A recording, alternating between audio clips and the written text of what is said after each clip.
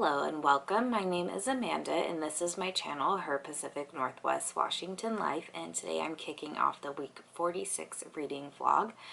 For any of you that can tell or know from last week, I am still fighting off the last little bit of my cold.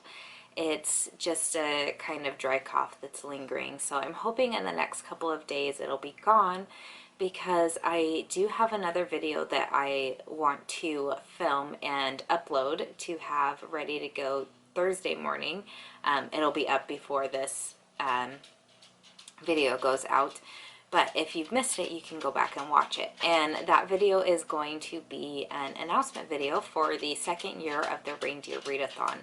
And for any of you who don't know, the Reindeer Readathon is a whole month-long readathon that was created last year by my friend Eric at the channel Break Even Books.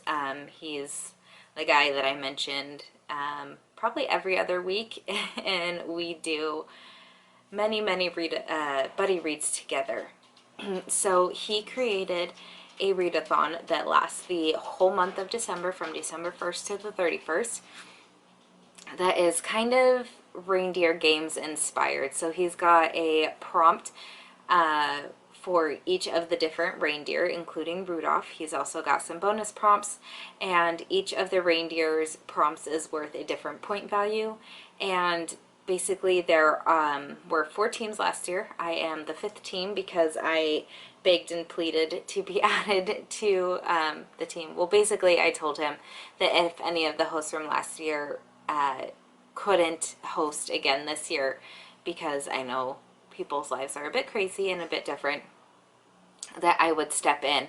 And he told me he'd keep me posted, and then he just decided to make a 5th team. So there's 5 teams, and there's going to be a link to sign up. So everybody who signs up will get assigned to a different team, and then basically will read and earn points for the different prompts that we complete with our books, and those will go towards the team total. And basically there's going to be a team that wins at the end of this. So that's the announcement I need to film and have up for Thursday. So I'm hoping that the frogginess and the dry throat and the cough will go away here in the next day or two, so I can film that probably on Wednesday. I'll just plan to marathon film, edit, upload to get that up for Thursday. Other than that, this week I had 2 books carry over from last week into this week.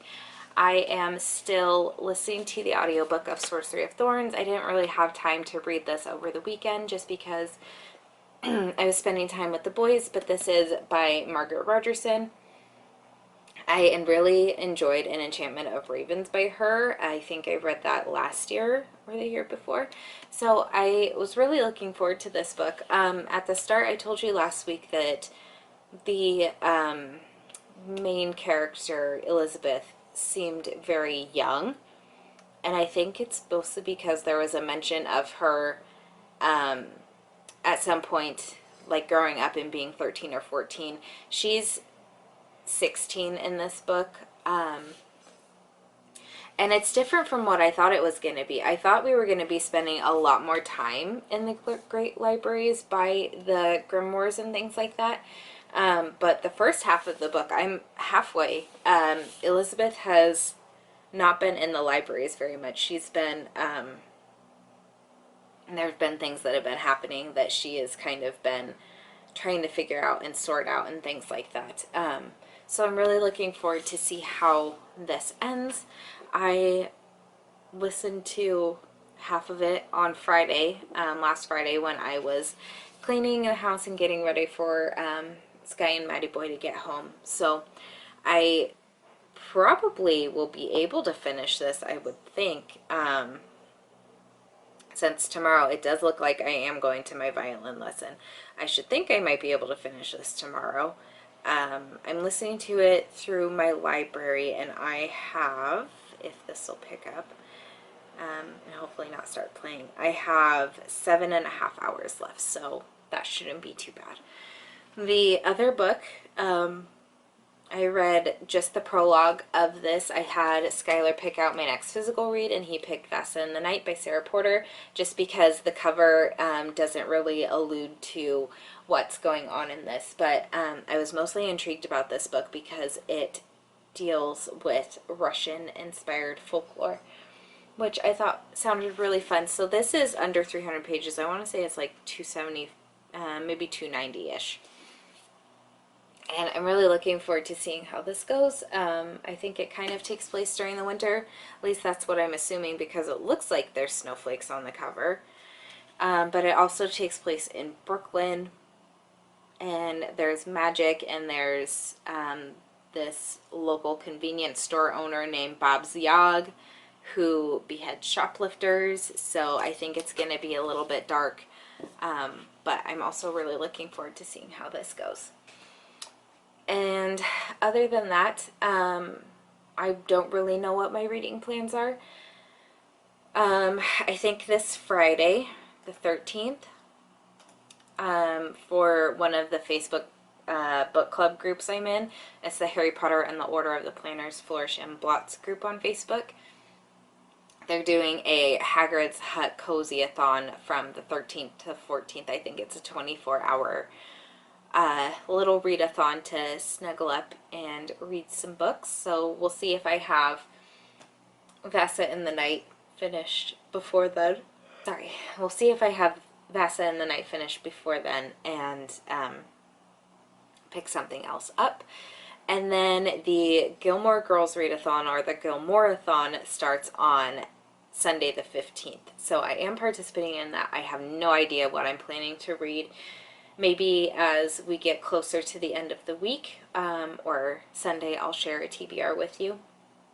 I'm just kind of going with the flow with things right now, but I do plan on doing the bingo board. You can either do the, I think the 7 prompts list, or you can do the bingo board, which has all of those 7 prompts on it. I did get book mail today because we are going to do a group read for the Reindeer Readathon, and we are picking The Invisible Life of Addie LaRue by V.E. Schwab, which I know is really popular on BookTube right now. I'm looking forward to seeing what this is about. I've read City of Ghosts by V.E. Schwab, and I've read The Savage Song and Our Dark Duet. I like this Savage Song. I didn't really care for Our Dark Duet, and I didn't like City of Ghosts. So it'll be interesting to see how this goes. This one sounds really intriguing. I have a friend who really liked it, but that friend and I typically have very differing tastes. But it seems like this one will be really interesting, so we'll see. I probably won't pick it up until late November or December. But it's a really pretty cover. I'm not sure if you'll be able to see. There you can kind of see there's indents of birds, maybe crows, maybe ravens, I don't know. And the end pages are really pretty. So this is a gorgeous book, and I really hope that I like it. I am a bit bummed though, because my, you can see it's a brand new copy. I got it off Amazon, but that's damaged, and I keep most of my books facing out, so that's gonna not look the greatest. And the dust jacket was folded not very well, so I don't know. It's kind of a bummer when that happens, but oh well. So I am gonna get back to what I was doing, and when I have more reading updates, I will definitely check in. You might be wondering why I'm wearing reindeer ears. It's because I just filmed my Reindeer Readathon announcement. I also meant to take that pumpkin juice bottle and those pumpkins down before I filmed, because I wanted it to be more Christmassy and less fallish, and completely forgot. I'm not redoing it because I managed to make it all the way through that video without coughing once, and my voice did not get about. So there's no way I'll be able to do that again before Skylar gets home and say it as eloquently as I think I managed to say it when I recorded it. But I wanted to give a quick reading update. I finished Sorcery of Thorns this morning. I'm giving it a 3-star rating. I thought it was a lot of fun. It was different than what I expected it to be. And we did get a little bit more time in the libraries and with the grimoires towards the end of the books. but not as much as I had hoped for. I think it took an interesting direction, and I kind of liked the plot and the kind of mischief and shenanigans that Elizabeth had to get up to in order to protect the world as she knows it, and kind of save the ideals, I guess, behind sorcery and the great libraries and things like that. So I enjoyed this. It was fun to listen to and get through. And I'm curious if maybe I had read that book with my eyeballs and not listened to it, if I would have still felt like Elizabeth was as young as I felt she came off to be. Maybe not. I think it was with the narration, so I don't know if at some point I'll reread that and enjoy it a bit more, but I am planning to keep it on my shelves because one day we'll have teenagers in the house, and I'm sure they will enjoy reading that again, or for the first time. We'll see. I started listening to an audiobook. I was gonna start listening to Vasa in the Night, but I'm determined to read that one with my eyeballs. So I have a couple Casey West books. Well, I have a couple books saved to get to on Scribd, and I picked a Casey West book because I knew it would be really quick, and I figured it would be nice to have a bit of a palate cleanser in between some fantasy books because, well, I guess I did just read 2 contemporary books, the cozy mystery ones, but I do know that I've got more fantasy to pick up, so I figured I would listen to a contemporary, and I picked The Fill-In Boyfriend by Casey West, which is only like 6 hours, or it's under 7 hours, and it's all right. I don't like the main character very much, but the story is kind of cute. I mean, she's hiding a secret from her friends, which is why she's got this fill-in boyfriend, because her boyfriend Bradley dumped her in the parking lot at prom, and her friends didn't believe that she had this like college boyfriend. They thought she had been kind of pulling their arm a little bit, so she was determined to show up with a boyfriend, and found this guy sitting in his truck who had just dropped his sister and her date off at the prom. So it's a boy she didn't know, and she's like, oh, he's perfect, I'll, you know, convince him to be my boyfriend, and somehow she manages to. And they've got a cute like friendship relationship weird dynamic going on because they have now both used each other as a fake fill-in for events. So it'll be interesting to see where it goes. Obviously it's going to end off with them falling madly in love with each other and realizing they should have just been boyfriend and girlfriend this whole time.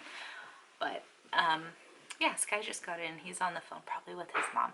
So I'm gonna go and catch up with him. It's also my mom's birthday, and it's also November 11th. So I know this will be past time when this goes up, but I just wanted to give a massive thank you and show of support to all of our men and women in uniform who have fought to protect this great country that I call home. I appreciate your service and everything you have done. Funny story to go along with that before I sign off. When I was younger in school, I thought to be a veteran, you had to be born on Veterans Day because it was my mom's birthday. So every time we had assemblies in elementary school and they would ask us to raise our hands if we had a veteran in the family, I would always raise my hand, which I do. My mom's brother-in-law, my Uncle Doug, is a veteran. But I would always raise my hand thinking that my mom was a veteran because she was born on Veterans Day, and I could not figure out, like, why do only people born on this day matter? And then I learned what Veterans Day is, and who veterans are, and the gratitude that we owe them for keeping our country so safe and well protected. But I thought that was a little funny thing to share now that I'm an adult and a little wiser. But again, I just want to tell all the veterans who are watching, or people who have veterans in their life, that we appreciate everything you do, and you putting on that, well, you have putting on that uniform each day to protect us, things like that. So I'm gonna go because Sky's on the phone, and we're gonna go over to my parents here soon and have dinner with them and celebrate my mom's birthday. So I need to wrap her presents because they've been sitting in my closet.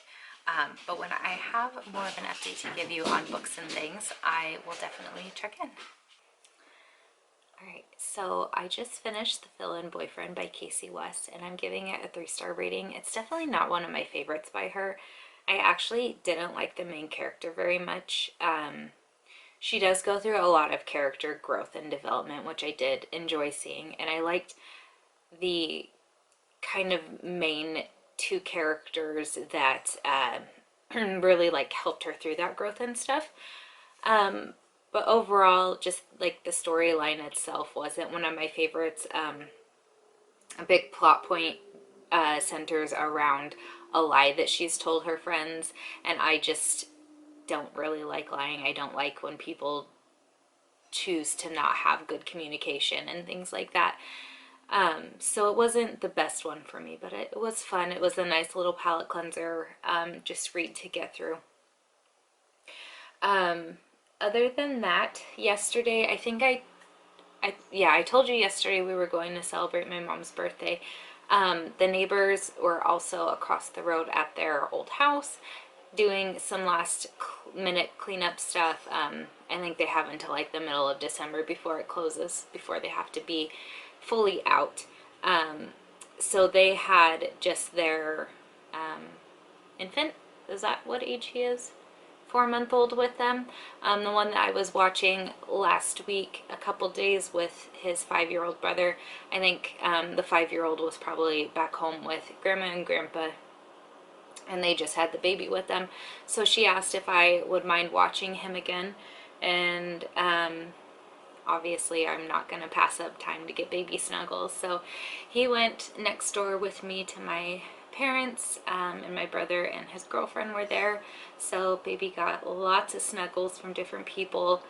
He was a little fussy, not feeling the best. I think he had a bit of an upset tummy, but he took a nap, and then just enjoyed meeting the dogs and things like that. So it was really nice to be able to do that for them again.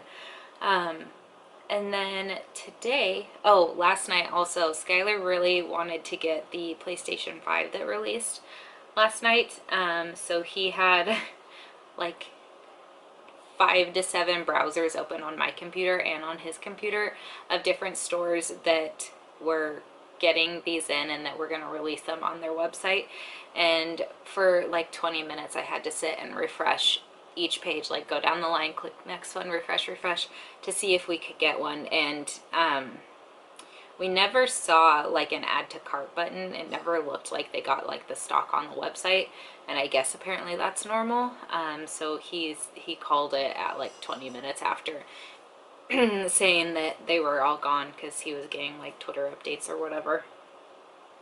So it was a bit of a late night for us old people. We just get up early for work, so going to bed at 9:30, 10 o'clock was a little rough on a weekday. But day hasn't been too bad. I've had a couple calls this morning, and I did manage to finish the Fill-In Boyfriend. So now I'm gonna pick my next audiobook, and yesterday I actually got my library hold for The 7.5 Deaths of Evelyn Hardcastle by Stuart Turton, so I'm going to start listening to that. I still have not made any progress in Vasa in the Night. I don't know what it is. I don't really get reading slumps. Like there's never a time when I don't want to read. But there's something about this book that, and I think it's because I had to reread the prologue thing twice, and I still don't feel like I grasped what was going on, that is making me not want to progress. And it's only 3 pages, so maybe while I don't have any distractions, I might just take a quick 15-minute break and read that really quickly to see if I can progress through it. So we'll see. I was gonna get the audiobook. I think I could get it on Scribd, but the audiobook started on chapter 1. It didn't even have that prelude to night section. So that worried me a little bit, because then it's like, well, what else is the audiobook not including? But I'll get through it eventually. It just might take a bit of time, which seems to be the case with books that are a bit smaller, which is so silly. But I'm gonna get back to it, and when I have more reading updates, I don't know if it'll be tonight, I will definitely let you know. Eve is laying on my blanket down there all snuggled up, which is super cute, but also a little inconvenient because I am really far away from my laptop keyboard, and I need to scoot forward more, but I can't, and I can't disturb her sweet little sleeping form, so I'm just gonna, keep my body at an awkward angle and destroy it even more so she can have a nice nap on my blanket, because that's what you do when you have pets. Good morning. Today is the start of another readathon. It's just a 24-hour, 48-hour. I don't know. It starts today, ends tomorrow. No, it started Friday, ends today. Whoops. But it's the Hagrid's Hut Cozy-a-thon, which is just a weekend reading. They do this every couple of months for a weekend in the Harry Potter and the Order of the Planners Flourish and Blots Facebook group that I'm a part of. So it's just kind of a time to snuggle up and have dedicated time if you want to reading. I did not read anything last night. We rewatched Baby Driver, and then I went back to watching Heart of Dixie, and I'm in the last season finally. But I did listen to quite a big chunk. I don't even know if my bookmark is in the right spot, but the 7.5 Deaths of Evelyn Hardcastle yesterday while I was working. And at first I was a little confused about what was going on with this, because I know our main character is named Aidan Bishop, and I kind of assumed that Aidan would show up at the Hardcastle estate. I don't remember what it's called. We'll just call it the Hardcastle estate. And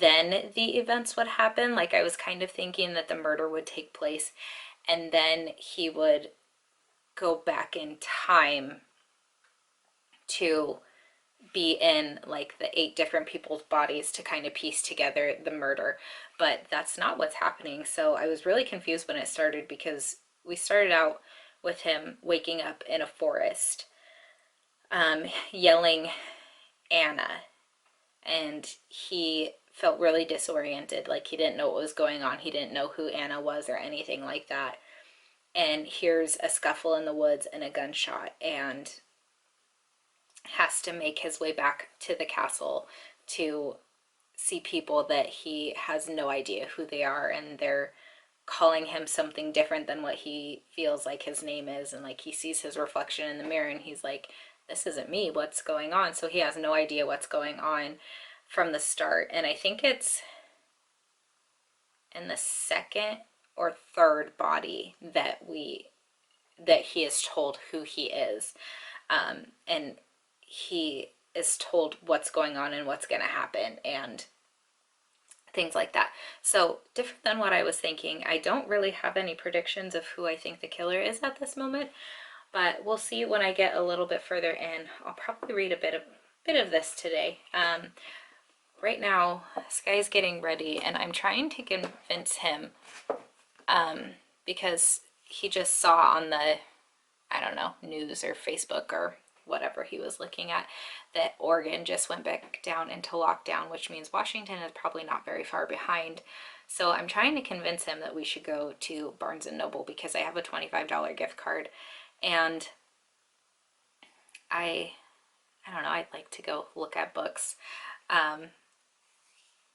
and it'd be fun to get out of the house. So I'm trying to convince him before we go back down into lockdown and only essential businesses are open, to go do that one last thing, but we'll see how he feels about that. Other than that, I'm gonna plan to do some studying today. I need to clean the house a bit, and things like that. So not a whole lot going on, but that's the plans for today. If we go to Barnes & Noble, I'll try and remember to record some footage or something like that. And if I get any reading done today, I'll definitely let you know.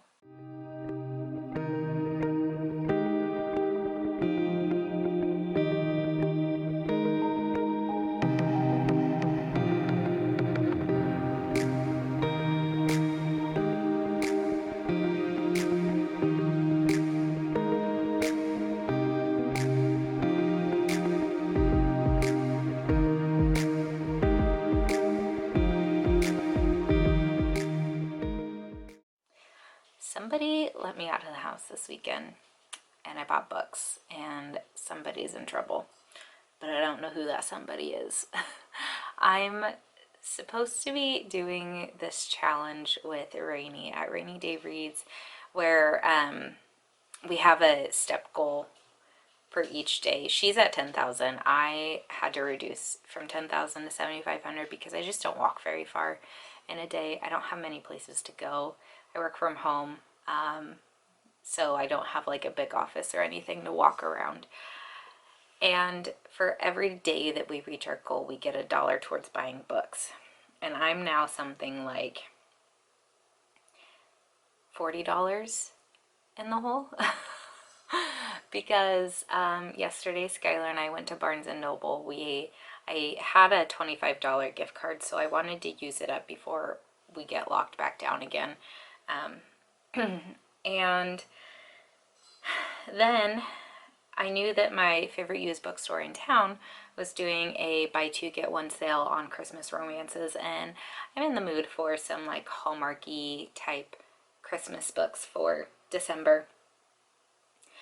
And if we get locked back down again, essential businesses are going to be the only ones open. So I wanted to go to my used bookstore before they locked down again. I know while we were locked down the first time, they were doing like online orders and stuff, and you could either have them mailed to you or you could have them like porch pickup. They've got a little porch at the used bookstore, but I personally prefer to browse. I don't really want to send a list because I like to get like the best copy, and sometimes I decide to wait for a later date and things like that. Like I just like to go look at books, which I think the majority of us do. So I got 14, no, not 14, 10 books. 1, 2, 3, 4, 5, 6, 7, 8, 9, 10. 10 books. 2 of them I've read at least. So they're not going straight to the TBR pile, and a couple of them I hope to get to really soon. But I'll start with the Barnes & Noble books. So I picked up a Barnes & Noble Classic. These are the classic editions that I'm collecting. And this one's The Turn of the Screw and Aspen Papers, The Aspen Papers and 2 Other Stories by Henry James. I wanted to pick this up because recently I read The Turn of the Key by Ruth Ware, which is based off The Turn of the Screw, and I saw Josh at Working Man Reads post about this. I think it was on Instagram because we were chatting on Instagram about this story, The Turn of the Screw specifically, and I was wondering if it was kind of more like a people-driven story and not knowing what's going on in their minds, if they're like unreliable narrators, or if it was more of a scary house type of thing. And he says it was the characters that you don't know if what's going on is in their mind or if it's actually happening. And we also talked about the Haunting of Bly House, I think is what he said, which is a show that this book was adapted into on Netflix. So definitely want to give that a try. I'm not sure if I'll read The Turn of the Screw anytime soon or if I'll wait until October of next year again. Maybe winter will be a good time to read it. I don't know. But I picked that one up. they had a buy one get one 50% off table. They had a couple buy one get one 50% off tables. So I picked up a book, and then there weren't any others that were jumping out at me, which typically happens with their buy one get one 50% off tables. So I let Skylar pick. I wanted to get Circe by Madeline Miller because I really enjoyed this book when I read it in July, I think it was. And so I wanted to have a physical copy on my bookshelves because I figure if I ever reread it again, I will read the physical copy now that I know how the Greek gods and the other Greek beings names are pronounced. So then the book that Skylar picked out for me was The Merciful Crow by Margaret Owen. He said the synopsis of this sounded the most intriguing. I know I've seen Jay over at JD Ray Reads, Jade, not Jay, read this, and I can't remember if she really liked it or not. So giving that a try, I think it's a duology, and The Faithless Hawk, which is the second book, actually has a higher rating on Goodreads than The Merciful Crow does, so I hope I like this.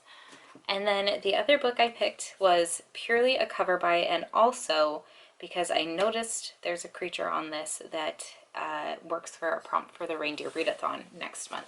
So I got Among the Beasts and Briars by Ashley Costin, and the fox for the Vixen prompt for the Reindeer Readathon is to either read a book with a fox on the cover for, I think it's 25 points, or for a slightly lower point count, you can read a book with a strong female lead. And so since I saw there was a fox on this, I picked it up and read the synopsis. It sounded really intriguing, so I figured I would read it for next month. And I don't know if those are supposed to be stars, but they kind of look like snowflakes, so kind of feels wintry to me.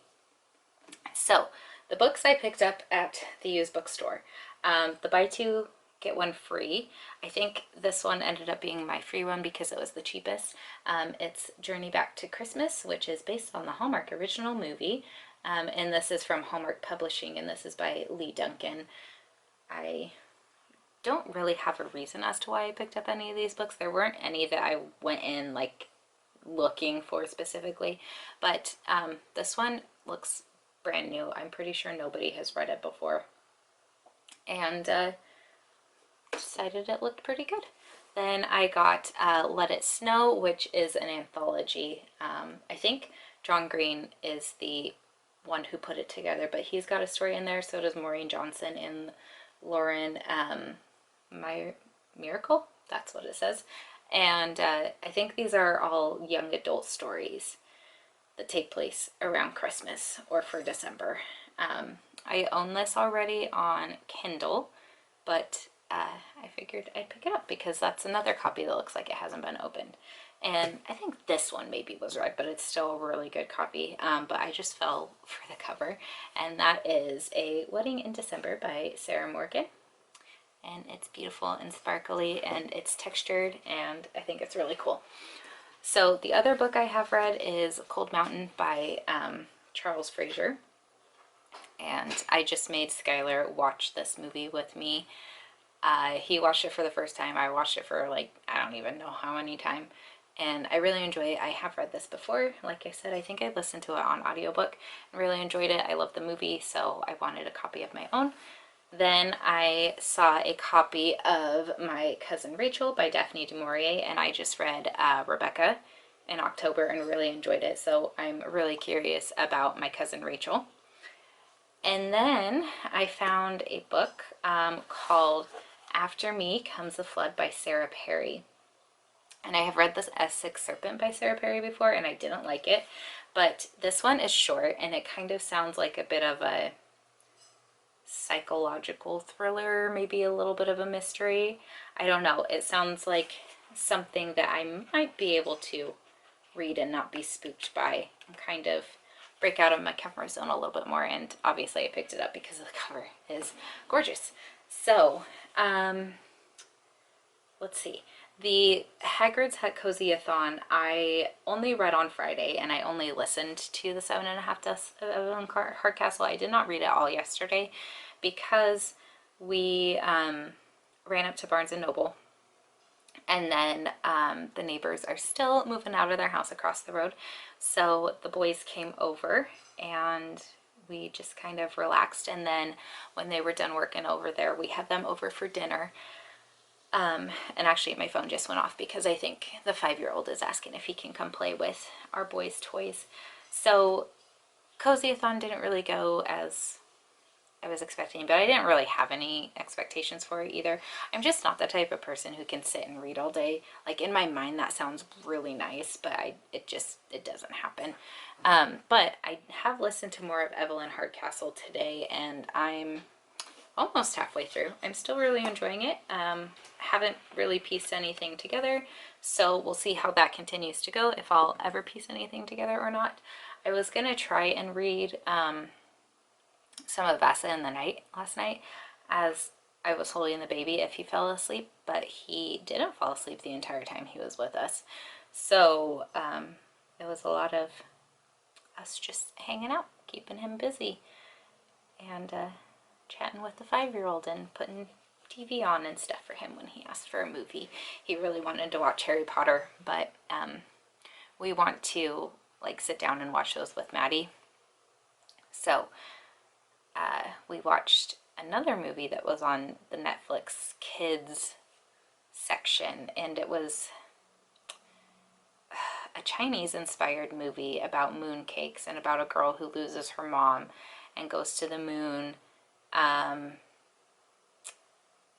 And it's I don't know, she probably kind of gets a bit of closure from losing her mom, and because her dad's got this new lady in his life who's got a son, and I didn't see the end of it. I didn't pay attention to it a whole lot, so it was really cute, but I think we're going to try and watch it with Maddie. Other than that, today I need to edit and upload my vlog, this vlog, and the Gilmore-a-thon, or the Gilmore Girls Readathon, starts today. So I am going to use the 7.5 Deaths of Evelyn Hardcastle because I was maybe a quarter of the way through, and I feel like that's enough to read, to have it count for the readathon. I'm also going to use Vasa in the Night. Just a quick overview of what the Gilmore Girls Readathon is. It is a readathon that goes from today until the 22nd of November. You can either do the board, I think there's 7 prompts, or you can do a bingo board. I'm gonna go for the bingo board, which has other fun reading prompts, or not just reading prompts in it. It's got things like, where is it? I thought there was things like baking or watching a Gilmore Girls episode, but maybe that's in the other one. So I figured, because it's a bingo board and it's only a week long, there's no way I'm gonna, well, I might be able to read 5 books in a week, I don't know, but I figured I would use a book and fit it in as many prompts as possible. I'm pretty sure you can double up and triple up and do whatever you want. I mean, no one's policing it or anything, so I figured it'd be fun to see how many prompts I can fit with the books that I pick up. So that'll be that. I'm gonna respond to my neighbor now and let her know that her boy can come play, and I will close out this vlog a little later. Alright, I am gonna go ahead and close this vlog off now. We do have the 5-year-old over hanging out with us. We're watching Despicable Me 3 right now, and it's about 4 o'clock, so we're gonna be eating dinner soon and then heading to bed here in the next couple hours. So I want to close this off and just enjoy and relax for the rest of the evening.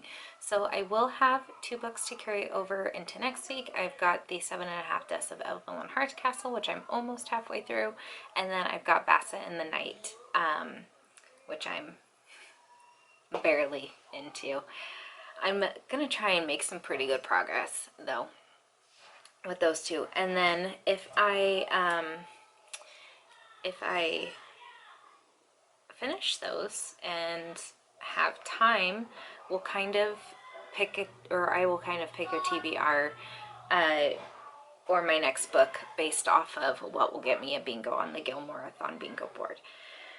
I think next week, since it'll be the full week of the Gilmoreathon, I will tell you all the prompts and maybe try and figure out the path that I want to take for the bingo board. So we'll save that for next week. But I had a really good week, just kind of hanging out around the house, and sorry about that, and getting to see some people and things like that, celebrating my mama's birthday. So it was a really nice week with friends and family for sure. As always, I would just love to know what you read this week. I think my favorite, well, the only book I finished was Sorcery of Thorns. So I think my favorite is The 7.5 Deaths of Evelyn Hardcastle, even though I'm not done with it. But I am really excited to see where that goes and see how it wraps up. So if you would like to let me know what your favorite book was, what you got up to this week down in the comments below, please do so, and I will chat with you there until my next video. Bye.